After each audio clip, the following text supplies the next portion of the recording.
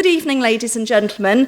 Welcome to the ALCS Annual Awards. My name is Barbara Hayes and I'm the Chief Executive of ALCS, and I'm delighted to be here once again in the incredible Goldsmith Centre to celebrate creativity, literacy and storytelling. So thank you so much today for joining us. As an organisation for all writers, the last year has been both challenging and rewarding for ALCS. I am proud to say that our membership has grown to over 128,000 writer members. And by the end of the financial year, we hope to have collected and paid out more money to more writers than ever before. However, in the wider industry, it's not all been plain sailing. The conversation surrounding AI, which I have to say has been going on and on and on, has shifted quite dramatically over the last 12 months. We surveyed our members last year and an incredible 13,500 of our members responded. The comments we received highlighted the pressing issues facing writers as this technology is implemented and its uses expanded. At the end of the year, as you may know, the government opened a consultation on AI and put forward its proposal for how it can be dealt with. Needless to say, we, like pretty much everyone else in the creative industries, are not at all impressed with the idea that it's up to writers to actively stop AI companies from stealing their works. In fact, we're downright angry about this approach, and we believe that the onus has to be on the AI companies to do the right thing, to seek permission from the creator before using their works and to pay for use. We're continuing to do all we can to advocate and fight for what is fair and right for all writers. And if you haven't already done so, I'd encourage you to fill in the consultation or write to your MP to make your feelings known. The government consultation is open until the 25th of February, so there is still time if anybody feels strongly enough to log on and submit your thoughts on this. The creative industries are part of the fabric of the UK and make a huge contribution to our economy and our culture. It would be a travesty to see that eroded. Tonight, however, is an opportunity for us to celebrate the incredible work that writers in the UK continue to do, promoting literacy, educating young people, and creating innovative works. Our three awards tonight, the ALCS Educational Writers Award, the Ruth Rendell Award, and the V.S. Pritchett Short Story Prize, all speak greatly to our core values at ALCS, supporting writers at all stages of their career, as well as promoting literacy and education. Just before I hand over to your host for this evening, Joseph Coelho, OBE, congratulations, I'd like to say we were lucky enough to have Joseph present last year, and we're over the moon to have him back again. A multi-award winning children's author, playwright, poet, walks on water in his spare time, children laureate from 2022 to 24. Joseph has inspired young people through his stories and his dynamic creative literacy lessons in schools. So without further ado, please help me welcome Joseph to the stage. Thank you.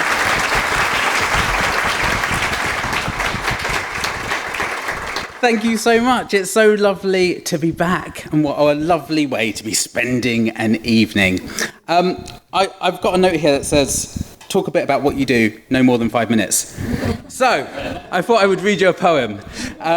I think many of these awards and many of the people in this room are often in contact with young people. And when I think about what I do as a writer, what teachers do, what librarians do, what many of us here today do, I think it's about inviting young people into the world of words, inviting adults as well into the world of words, letting them know that words aren't just things done by other people in lofty castles somewhere, but words are for all of us, and all our words are valid. So I'm going to read you a little poem called Miss Flotsam, inspired by a teacher I had when I was young. Maybe you had a Miss Flotsam when you were little. Maybe you are a Miss Flotsam to someone who is little. This is Miss Flotsam. Miss Flotsam was my reception teacher.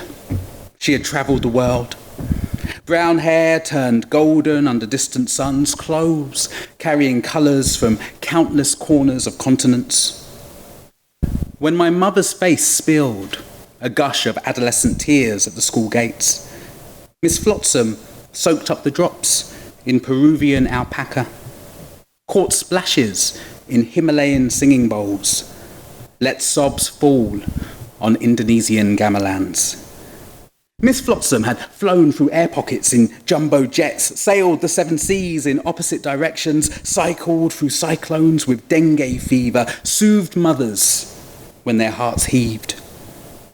When the bully punched me for being too brown, Miss Flotsam glared at him with an eye that could turn fists into begging bowls. When my mother was late, the chairs upturned on the desks, Miss Flotsam read to me stories of imperfect families and unexpected heroes. When I dozed in class, Miss Flotsam let me sleep. Through maths, through lunch, through the tuk-tuk traffic, through the home time bell when I was naughty, Miss Flotsam told me off. Asked of the disasters destroying my home and placed sandbags around my lies. Miss Flotsam had climbed peaks circled by vultures, waded rivers with unseen bottoms, bought ugly fruits in dusty languages in foreign markets, spoke to parents in dialects they could understand, sang to pupils in rhythms they could bear. Thank you.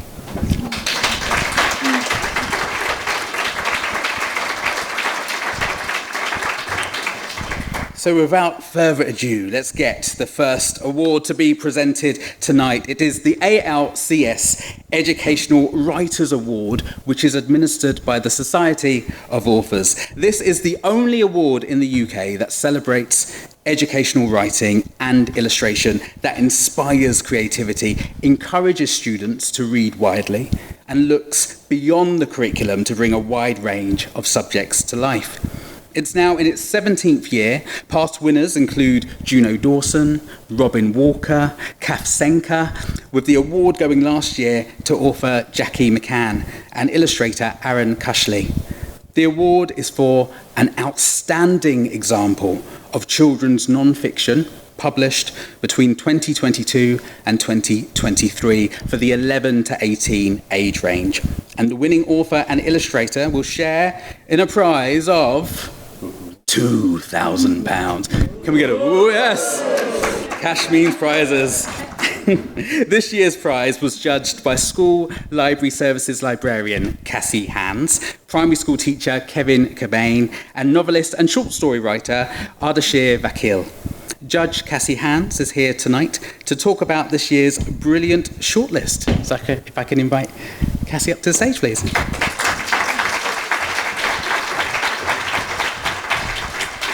Thank you very much. Not every day you get introduced by Joseph Coelho. That's a pretty cool way to start, isn't it? So good evening, everybody. It's lovely to see you all here today. As Joseph said, my name is Cassie Hands. It's such a pleasure to be here and to have been asked to be a judge on the award this year. A little background on me. I'm a qualified and chartered librarian with over a decade of experience working with schools. Usually I'm surrounded by tiny ones, sometimes grumpy teenagers, so it's nice to be in a room of adults. It's very pleasant. In my day job, I'm one of the librarians at Creative Learning Services. We are the Leicestershire equivalent of a school's library service, so I spend my days working with primary schools, secondary schools, special schools as well in the area by hosting a variety of different workshops, offering support and guidance to teachers and librarians and families as well, and loaning out resources. It's the best job in the world, other than your jobs, obviously. Outside of my day job, I'm a former Carnegie Medals judge. We have obviously Joseph here as reigning champion from last year of the Writing Medal. I'm still involved behind the scenes in a number of ways, and also with CILIP's Youth Libraries Group on a national and a local level. As you can tell, I'm not very good at saying no to new opportunities, which is why I'm here, of one of the judges as part of the Educational Writers Award. Hurrah! So it has been a pleasure to judge these awards alongside Ardu and Kevin. We had a brilliant time exploring all the nominated books and discussing them in our judging meetings. Each of us brought a different perspective to the judging table from our own experiences, and it was a humbling and very enlightening experience for all of us. The Educational Writers Award celebrates the best of non-fiction titles, and this year we focused on books aimed at 11 to 18-year-olds. We were looking for books that explored their topic in an original and vibrant way. They needed to be relevant to the age group in question, inclusive and accessible, and overall to stimulate and enhance young people's learning. So let's have a look at that shortlist. They look amazing all together. So let's start with talking about Lads. So Lads, A Guide to Respect and Consent by Alan Bissett. This book is a brilliant toolkit for teenagers that discusses male behaviour in a variety of different forms. It encourages young people to spot and call out bad behaviour and gives them advice on how they and those around them can do better. We thought this book was incredibly timely and relevant to today's society and its young people. We liked how the book discussed difficult topics without being condescending or accusatory, and how the research and statistics were delivered in an accessible way for teenagers. Moving on to Queer Up by Alexis Court. This is a wonderfully positive book for young people about LGBTQ plus identities that is written with compassion, warmth and hope. It's great whether you are at the start of your questioning journey, looking for advice on love or life as a member of the LGBTQ plus community, or wanting to learn how to be a better ally. We thought the advice and support in this book was brilliant, instructional without being too didactic, and we liked how it focused on mental health and how the format made the information very accessible and appealing. And next we have Lessons from Our Ancestors by Raksha Dave and illustrated by Kimberly Clinthorne Wong. Through the study of ancient objects, this book takes the reader on a journey back in time to learn valuable lessons for today from the people of yesterday. It covers aspects of unrepresented histories that focus on messages of equality, inclusivity and sustainability. We thought this book was incredibly informative and a great way for young readers to expand their knowledge of ancient history in conjunction with their curriculum studies. The illustrations are stunning and we love how it celebrated the diversity of the world through an archaeological lens. Next we have How to Love, A Guide to Feelings and Relationships for Everyone by Alex Norris. This stunning book explores love in all of its forms in an attractive graphic novel format. Each chapter explores a burning question a young person may have about love. We thought the unusual format of this book made it unique and refreshing. It's funny without being twee, gentle without being patronising. It's inclusive of all kinds of love, genders, sexualities and experiences. It's deceptively deep and incredibly positive for readers of all ages. And then finally we have Stolen History by Satnam Sanghera, illustrated by Jen Katoon. This fantastic book is an introduction to the British Empire for young readers and look at the impact that it has had on modern Britain. We liked how this book is informative yet eye-opening, and it gives young people the opportunity to learn about and discuss Britain's imperial past, while at the same time celebrating the diversity of Britain today. It does not shy away from the uncomfortable parts of our history, but gives the reader suggestions on what they can do to improve our world today. So that is our shortlist. I will now hand you back to Joseph to announce the winner. Thank you.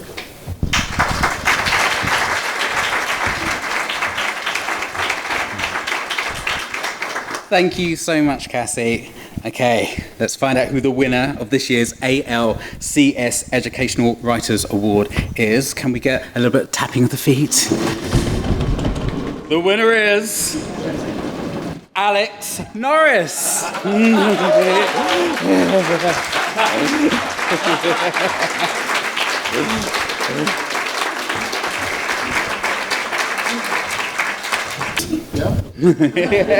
Never know what's normal, and I wasn't expected to win, so I don't know what I'm going to say. So, but yeah, thank you so much. This means a lot. Yeah, this was like a really hard book to write. I spent a long time making it, as it was a very like I wanted to make a well-crafted non-fiction book. If that makes sense. And also because the subject was, it's important. If you give bad advice to people of any age about love and relationships, it can affect people's lives quite drastically. But especially for young people who are very impressionable, who are talking about this amongst themselves. And I wanted to give them good advice, but also, as was said in the description, not to tell people what to do and encourage young people to think about it for themselves. And that was very difficult. So I'm really grateful for getting this award. Thank you so much.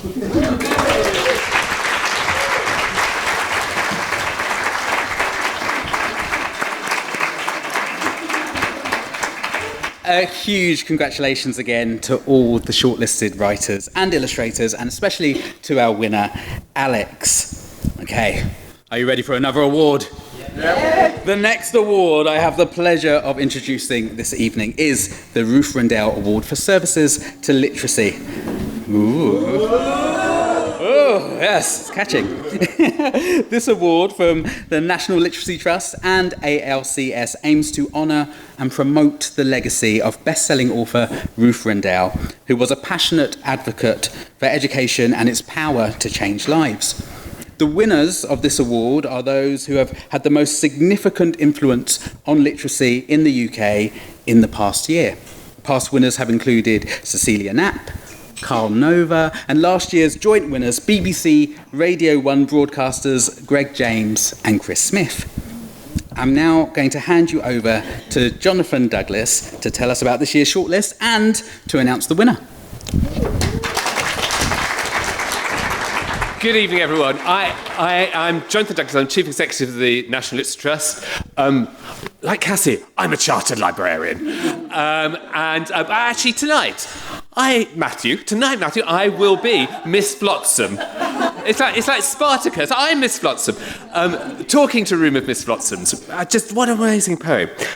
Ruth, as Joe was saying, was an amazing literacy activist through her writing, through her philanthropy. I mean, she helped set up the National Literacy Trust a long time before I arrived. Now we're helping, last year we supported over 1 million kids. Yeah, thank you, Ruth.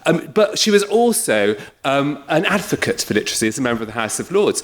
And as Joe said, when she left the upper chamber and went to an even more upper chamber, what a better way to celebrate an incredible woman's contribution than actually this award. And judging it was the most extraordinary experience. The other judges were Di Redmond at ALCS, non-exec, and Jodie Bowden. I don't know if Jodie's here tonight. No, she's not. She might be watching. Jodie, who is the LRC manager, which means she's a librarian as well, of St John Fisher and Thomas More High School. It was an amazing experience. And we talked about what we got from the experience. And the first thing we got was a really strong sense that being a writer is a social vocation. Writers change lives. And it's abundantly clear that you do that through everything you create. But actually the act of creating and forming language, the act of the creation of literary works is a particular way of changing lives because you make the act of reading irresistible.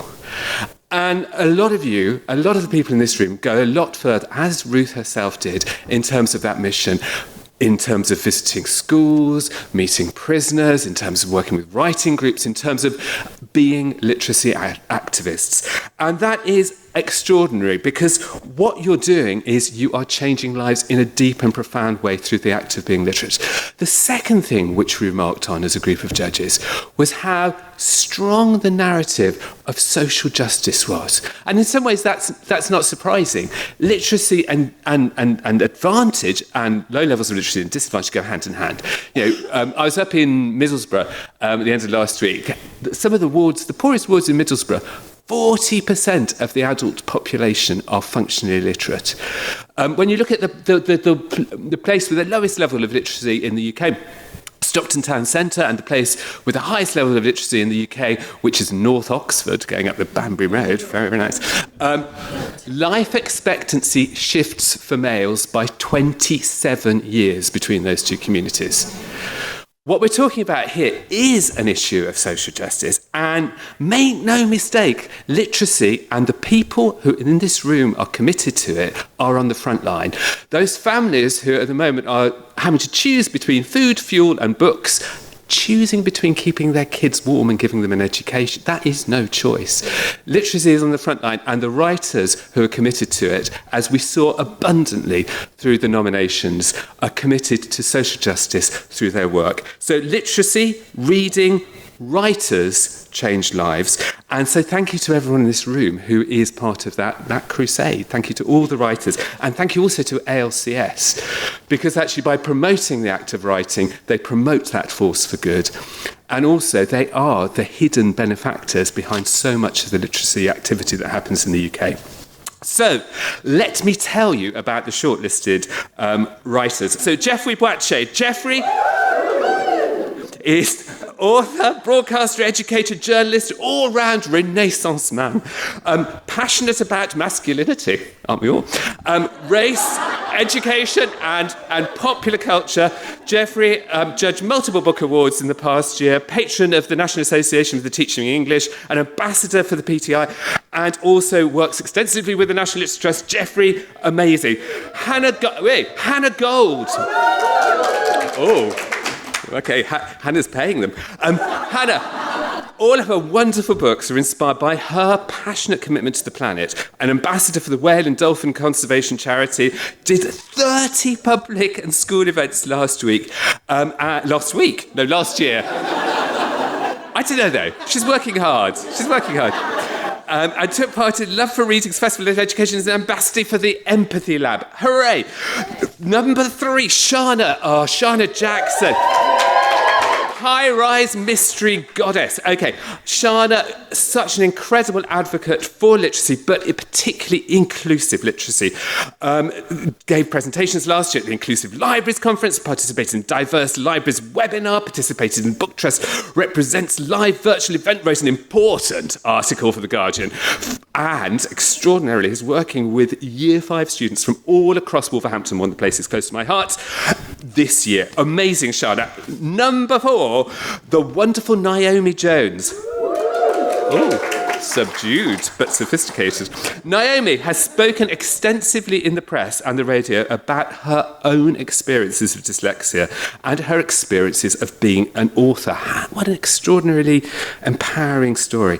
And amongst other wonderful things, she has run a 10-week creative writing course for Year 6 classes in Cornwall. Thank you, Naomi. Number 5, Tom Percival. Come on, now, I know it's 5, but let's keep the energy up. Yeah, great. Tom has worked with the Empathy Lab, with the National Literacy Trust, with Book Trust, and in 2022, 10,000 copies of his book, published in 2022, were given through the Book Trust to kids. Amazing. In 2024, he published The Wrong Shoes, which was launched with Simon Schuster, working with The Works and independent booksellers, with an extraordinary campaign that highlighted the message of child poverty, toured the country, highlighting those places where there were low levels of literacy and high levels of disadvantage, donated £1 from each book to the National Literacy Trust, and also through the generosity of booksellers and The Works and Simon Schuster, donated over 15,000 books. Wow, amazing. Okay, 6, Mel Taylor Bassant. Yeah, okay, so I think many of us know Mel. After graduating with a creative writing degree, Mel set up Little Writing Stars when she was only 22. Later, she launched Author Fly. Last year, she launched her own YouTube channel. What a force of energy, filling young people and their minds with creative writing prompts and tips. Fantastic. Okay, and finally, Alex Wharton.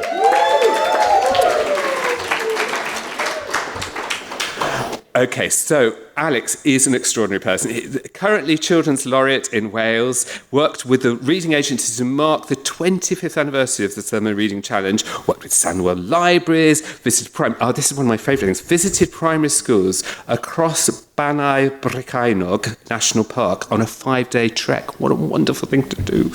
And this, I'm going to finish the nominations off by just reading a quote linked to Alex's work. This is from somebody who observed what happened in one of his workshops. After performing a rap, one child volunteered to come forward to perform to the rest of the class. Now, the extraordinary thing about this child was that the child had recently been taken into care and had been struggling at school socially and cognitively.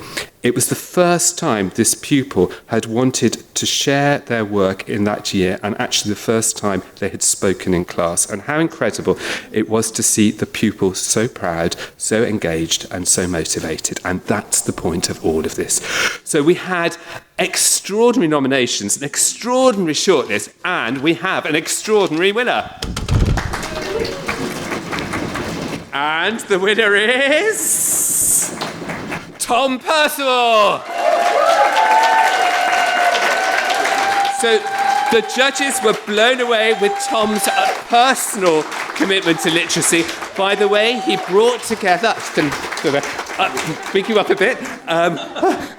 By the way, he brought together his publisher, the works, booksellers, in an alliance with charities to directly support young people. And by combining a national commitment to literacy as well as working in his own community in Wiltshire, he was demonstrating a really strong leadership role. But the telling detail, and I'm not sure if the telling detail in one of the nominations was the detail that you donate your appearance fees to local food banks when promoting your latest book. So, Tom, a worthy and wonderful winner. You get Stacey. Wow. Oof. I mean, it's amazing. Everything that has been shown on this screen is incredible. Everything that everyone is doing here is incredible. It's so moving. So many of I didn't even know any of those educational books, and I thought they all sound so important. So it's just, this is incredible. And there's a few people I need to thank. So there's Lucy Pierce, who is here. So Lucy is my editor at Simon & Schuster, and if Lucy hadn't sort of encouraged me to finish a short story and turn it into a novel, The Wrong Shoes would never have happened. Everyone at Simon & Schuster was so supportive from the word go, and I always feel that whether a book succeeds or fails is down to belief. You have to believe in it as an author. The readers have to believe that what you're writing, tells an authentic story. But if the people at the publishers don't get on board with it, then it's not going to go anywhere. So I need to thank the people at Simon & Schuster, the National Literacy Trust. I don't know, I've worked with the NLT for years now, and they've always been just energetic, enthused, and passionate about what they do, and I feel really proud to be able to support the work that they do.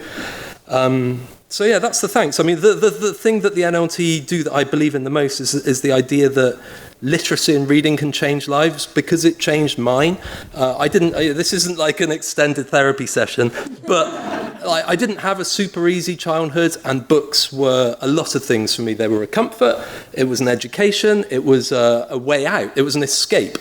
So books were so much to me when I was young, and that reading journey that I went on led into what became a writing journey. So, I've benefited massively. But even if you don't become a writer, reading will help us all to be better people in any measurable way. You're more empathetic, you're more understanding, you're more curious, you're more knowledgeable. Reading is everything. And this leads me on to my final point, which is that, I mean, obviously, authors are amazing, and, I speak as one, so I would say that. But the thing is, all of this work that you put into the books that you make, it means nothing if people don't read it. And so, to my mind, the people who are most important are the people that connect the right book with the right readers. And so for me as a kid, that was librarians, and that was that's the teachers in schools, and that is that's where it all comes from. So I am very grateful, and I'm not going to say no thank you, but I would like to dedicate the award to all of the librarians and school librarians who help facilitate everyone's reading journey, whether you're a child or an adult. So thank you very much.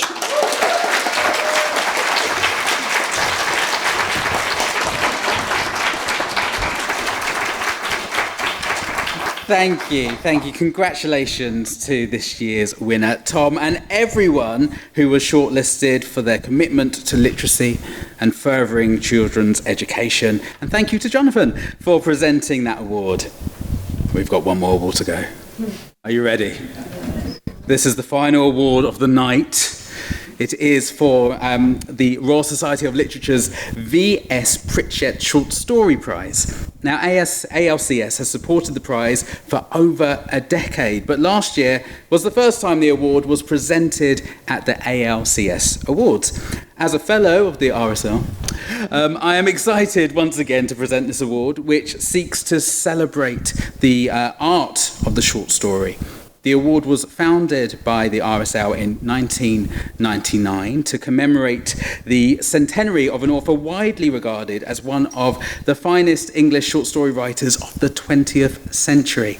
It aims to preserve the mastery of narrative that Pritchett possessed and elevate those continuing to push the boundaries of short story writing. Stories are judged anonymously by a panel of writers, and previous winners have included Kellyanne Bradley, Leor Ohayan, and Emily Ruth Ford. The winner of the V.S. Pritchett will receive £1,000. Let me say that again. They will receive £1,000. And have their entry published in Prospect Magazine online and on the RSL's annual magazine. This year's judges are Tash Orr, Tanya Hirschman and Fiona Mosley. I'd like to welcome on stage Ruth Skerr, writer and chair of the Royal Society of Literature, who will be presenting this year's award. Ruth, the stage is yours.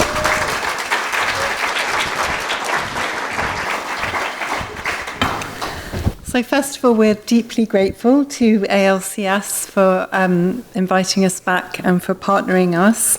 The Royal Society of Literature, through our events and prizes and engagement, celebrates, honours and encourages the very best writing in the UK across a range of literary forms.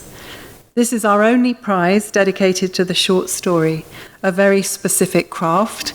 And in honour of the genre we're celebrating tonight, my speech is going to be a bit shorter than the other speeches you've heard. On describing the form, short story writer Edgar Carrot says, "You try to document emotion, some kind of movement. It's not even time. It's like throwing a stone in a lake and not drawing the lake. Instead, just the ripples on the water." In case anybody didn't get that, would you like me to read it again? I think this captures just how extremely difficult it is to write a short story. It's notoriously perhaps the most difficult fictional genre. The V.S. Pritchett Short Story Prize is awarded annually to the writer who captures the spirit of Pritchett, who is widely regarded as the finest English short story writer of the 20th century. And the winning short story will be published on our website and in our annual magazine review.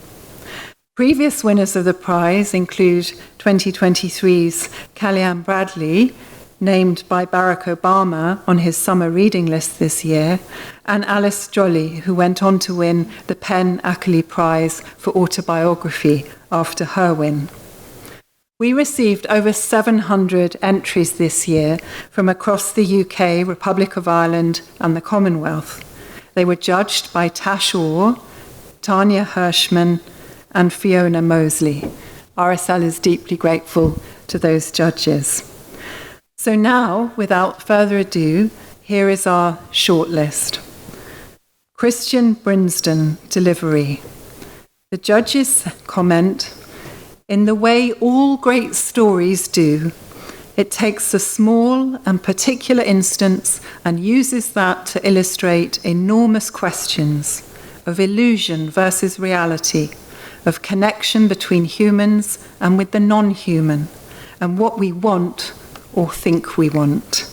Let's have a round of applause, please, for Christian. Lisa Blower, Blessing in Burslem. The judge's comments, "The voice of the main character of this story burst off the page from the opening words, and it was utterly impossible not to be drawn in. I would follow Blessing Miraculous Glenday anywhere she wanted to take me. I feel privileged to have been one of those who could make sure this story finds its way out into the world with all of the celebration it deserves. A round of applause for Lisa. Funmi Feto, Unspoken. The judge's comment, Unspoken takes a time-honoured narrative device, the marriage proposal, and spins it on its head. It's an engaging and surprising story, explores family conflict, the demi-monde, and startling secrets that lie beneath a seemingly respectable surface. Round of applause, please.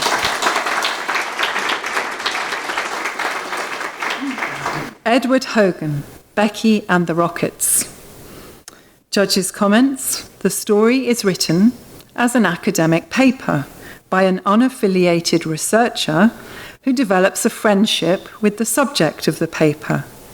The form creates an effect that is at once distancing and immersive, playing with ideas of objectification and solidarity. It is a very impressive story. Round of applause. Thank you, Edward. Grenier Murphy, Good Woman Yourself. Judge's comments, a wry, perceptive and forceful story about motherhood and the expectations placed on women. Its protagonist is unforgettable in her rebellious and often hilarious reactions to the world around her. Round of applause. And finally, Rebecca Trick-Walker, Hawthorne. Judge's comments, a beautifully rendered story, seemingly placid on the surface, but full of longing, regret, and contemplations of the passing of time. Its careful details managed to create entire lifetimes of missed connections. Round of applause for Rebecca. So, without further ado, the winner of the V.S. Pritchett Short Story Award, Lisa Blower, Blessing in Hanson.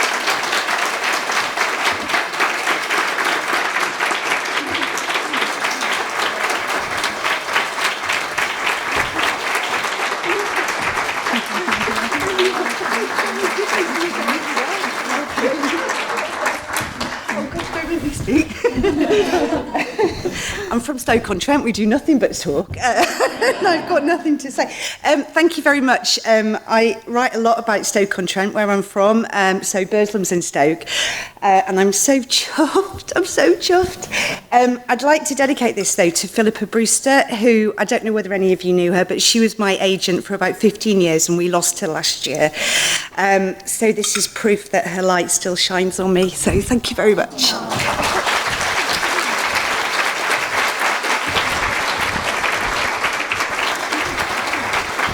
Thank you, Lisa.